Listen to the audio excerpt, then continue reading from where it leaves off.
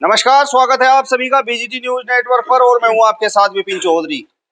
अखिलेश यादव ने अभी एक स्टेटमेंट दिया है। उन्होंने कहा है कि वर्तमान योगी सरकार मुस्लिमों पर बुलडोजर चलाने का काम कर रही है, समाजवादी पार्टी के कार्यकर्ताओं पर बुलडोजर चलाने का काम कर रही है।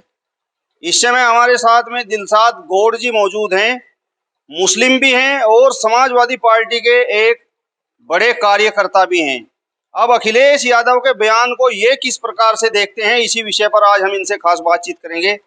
दिलशाद जी, जिस तरीके से अखिलेश यादव ने बयान दिया है और कहा है कि वर्तमान सरकार, योगी सरकार केवल मुस्लिमों पर बुलडोजर चलाने का काम कर रही है, अखिलेश यादव के बयान से सहमत हैं या किसी तरह से इसे राजनीति के रूप में आप देख रहे हैं? सबसे पहले तो हम आपका खैर मकदम करते हैं, आपका स्वागत करते हैं। मैं आपको बता दूं कि पूर्व मुख्यमंत्री अखिलेश यादव जी ने जो बयान दिया है वो बिल्कुल सही कहा है, क्योंकि आज जो बुलडोजर चल रहा है, जो भेदभाव की राजनीति हो रही है, उसमें 95% जो बुलडोजर चले अब तक वो सिर्फ मुसलमानों पे चले। हमारा कहना है कि अगर मुख्यमंत्री जी को बुलडोजर चलाना है, कानून में के दायरे में आना है, कानून से परमिशन लेने के बाद में जो जिसने अवैध संपत्ति जोड़ी है उन पर सब पे बुलडोजर चलावे, चाहे उसमें हिंदू हो या मुसलमान हो।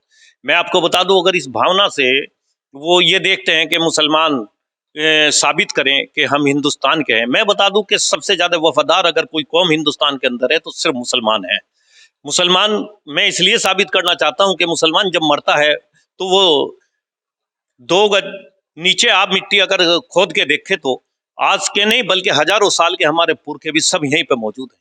हिंदू को मैं इसलिए हिंदुस्तानी नहीं कहता क्योंकि फूकने के बाद में जो इनकी राख होती है गंगा में डाल दी जाती है, जमुना में डाल दी जाती है और वो यहाँ से फिर वो समंदर में चली जाती है और फिर कहाँ जाती है, वो पाकिस्तान के कराची शहर के जो समंदर पड़ता है उसमें हिचकोले लेती है।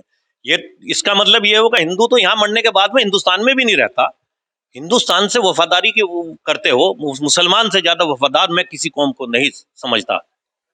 कुछ लोग तो ये कह रहे हैं कि अब निकाय चुनाव नजदीक है, मुस्लिम समाज का एक बार फिर से समाजवादी पार्टी और अखिलेश यादव वोट लेना चाहते हैं, इसलिए इस तरह से मुस्लिमों का हमदर्द होने का ढोंग अखिलेश यादव कर रहे हैं।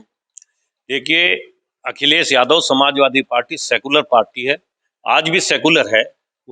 रही वो भेदभाव की हिंदू मुसलमान की राजनीति अखिलेश यादव नहीं करते। मैं आपको बता दूं कि जो काम अखिलेश यादव ने किए वो हिंदू के लिए भी किए, मुसलमान के लिए भी किए। मगर आज की स्थिति यह है कि आज जरा सा कहीं हो तो झगड़ा करके मुसलमानों पर मुकदमे लिखे और उन्हें जेल में ठूसने का काम हो रहा है। ये मैं आपको एक बात बता दूं, ये दौर वो चल रहा है भाजपा का दौर जो उस वक्त हिंदुस्तान में जब अंग्रेज थे उनकी हुकूमत थी, उस वक्त भी यही था कि जो इनके सच्चाई के खिलाफ, इनके जुल्मों के खिलाफ जो आवाज उठाता था उस पर मुकदमे लिख के जेल में डाल दिए जाते थे। उस वक्त डॉक्टर अल्लामा इकबाल ने एक शेर कहा था, ये कैसा दस्तूर जमाबंदी है तेरी महफिल में, यहाँ तो बात करने को भी तरसती है ज़बा मेरी। आज वही दौर जो अंग्रेजों की याद दिला रहा है जो आज ये कर रहे हैं, क्योंकि इन्होंने जितने आरएसएस और बजरंग दल के हैं, इन्होंने सिर्फ माफीनामे लिखे अंग्रेजों के सामने और इन्होंने जमीनात हासिल की हैं। ये हकीकत में ये असली गद्दार यही है जिन्होंने हिंदुस्तान को कम से कम 190-99 साल लगते हैं हिंदुस्तान को आजाद होने। 1857 में पहले जंग आजादी की लड़ाई हुई, उसके बाद 1947 में आजाद हुआ। मैं आपको बताता हूँ, टीपू सुल्तान पहला हिंदुस्तान का शख्स है जो जिस शहीद होने वाला हिंदुस्तान में पहला मुसलमान है। मैं आपको बता दूं कि मुसलमान कभी गद्दार नहीं हो सकता। रही समाजवादी की पार्टी की बात, समाजवादी पार्टी हिंदू मुसलमान को साथ लेके काम कर रही और वही आएगी। ये गुंडागर्दी से सरकार बना ले और ये कर ले, इससे कोई ये चलने वाला नहीं है। मुस्लिम समाज के लोग तो लगातार समाजवादी पार्टी से इस्तीफे दे रहे हैं, कह रहे हैं कि मुस्लिम समाज का उत्पीड़न हो रहा है, लेकिन अखिलेश यादव कोई आवाज नहीं उठाते। आजम खान जेल में है, नाहिद हसन जेल में है। आपको मैं बता दूं, सबसे ज्यादा आबादी उत्तर प्रदेश में मुस्लिम की है। अगर 2-4 ने इस्तीफा दे ही दिया तो इससे तो कोई फर्क पड़ने वाला है नहीं। मैं ये कहता हूं कि समाजवादी पार्टी ही सेकुलर पार्टी है, इसके अलावा कोई पार्टी यहाँ पे सेकुलर नहीं। मुस्लिम समाज के कुछ लोग ये भी कह रहे हैं कि 2027 तक समाजवादी पार्टी समाप्तवादी पार्टी हो जाएगी। ये तो आप अपनी सोच है कि कोई किसको क्या कितना समझ रहा कितना कर रहा। ये कुछ लोग ऐसे होते हैं, मौका परस्त भी होते हैं, जो मौका देख के चलती गाड़ी में बैठने की सवारी करते हैं। मैं आपको बता दूं, मुझे 25 साल तो समाजवादी में हो गए, हमने तो कभी आज तक के गए नहीं। एक सेकुलर पार्टी समाजवादी को समझते हुए हम आज तक के समाजवादी में ही। तो आपको क्या लगता है कि जो वर्तमान सरकार है इसकी जो न्याय प्रक्रिया है उसमें भेदभाव है, कानून हिंदुओं के लिए अलग है, मुस्लिमों के लिए अलग है? हाँ, इसमें भेदभाव की राजनीति हो रही है। इसको मुख्यमंत्री जो हैं हमारे योगी आदित्यनाथ जी, इन पे गौर करना चाहिए।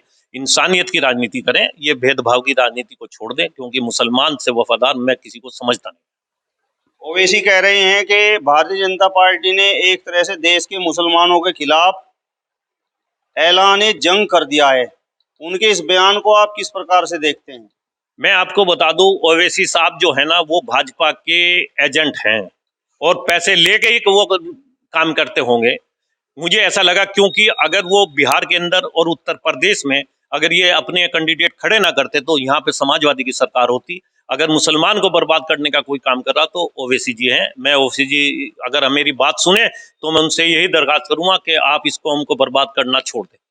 लेकिन ओवैसी जी तो लगातार जहां पर भी मुस्लिम समाज का उत्पीड़न होता है सबसे पहली आवाज ओवैसी दावा करते हैं कि हम उठाते हैं। अन्य पार्टियां, चाहे वह कांग्रेस पार्टी हो, चाहे समाजवादी पार्टी हो, चाहे वह बसपा पार्टी हो, ये लोग केवल चुनाव में मुस्लिम समाज के वोट हड़पने का काम करते हैं, जबकि उनके हकों के लिए कोई भी आवाज बुलंद नहीं करता। मैं आपको बता दूं, ओवैसी जी जितने भड़काऊ भाषण देते हैं, ये भड़काऊ भाषण इस्लाम मजहब में नहीं है, मुसलमानों के में नहीं है। मुसलमान के कानून को देखो, मुसलमान को देखो। मुसलमान जो मुसलमान है वो कभी झूठ नहीं बोल सकता।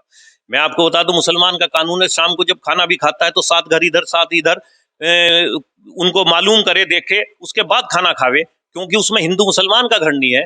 तो मुसलमान तो ये सब हिंदू भी यहाँ हमारे भाई। मैं आपको बता दूं, मैं आज भी दिलशाद गौड़ के नाम से लिखता हूँ, क्योंकि हम ब्राह्मण पंडित थे और आज भी मैं गौड़ लिखता हूँ, क्योंकि जितना हिंदुस्तान में मुसलमान है सब वो हिंदुओं में से ही कन्वर्ट हुआ। चंद लोग आए थे, ये कोई बाहर के नहीं है, ये सब है हिंदू भी हमारे भाई हैं, ऐसा नहीं है। मगर ये जो आज भाजपा राजनीति कर रही है, आरएसएस कर रहे हैं, इनको ये ऐसी राजनीति छोड़ देनी चाहिए और इंसानियत की राजनीति करनी चाहिए। चलिए, तो ये थे हमारे साथ में दिलशाद गौड़ जी, जिन्होंने पूरे मामले पर अपनी प्रतिक्रिया देने का काम किया है। फिलहाल इस वीडियो में बस इतना ही। नमस्कार।